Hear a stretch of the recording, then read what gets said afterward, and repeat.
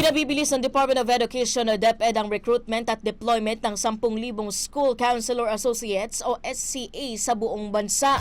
Layo nito na palakasin ang mental health support sa mga paaralan dahil sa sunod-sunod na insidente ng karahasan sa ilang mga paaralan.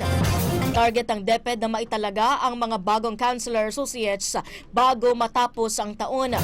Pinaikli na rin ng ahensya sa 36 na araw ang standard hiring process matapos aprubahan ng Civil Service Commission ang qualification standards para sa SCA-1 noong June 30, 2026 at malikha ng Department of Budget and Management ang 10,000 plantilla items noong Hulyo 15.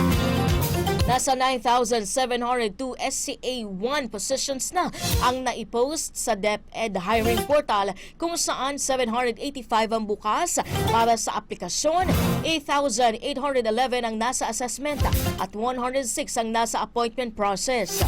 Samantala 298 na posisyon ang hindi pa na-post o hinihintay pa ang pag-issue ng NOSCA o Notice of Organization, Traffic and Compensation Action. Magbibigay ang mga School Counselor Associates ng frontline mental health at well-being services, basic psychosocial support, information and advocacy at learner referral services habang tutulong sa mga school counselor. Prioridad sa deployment ang mga paaralang may naitalang bullying cases o mataas na pangangailangan sa mental health.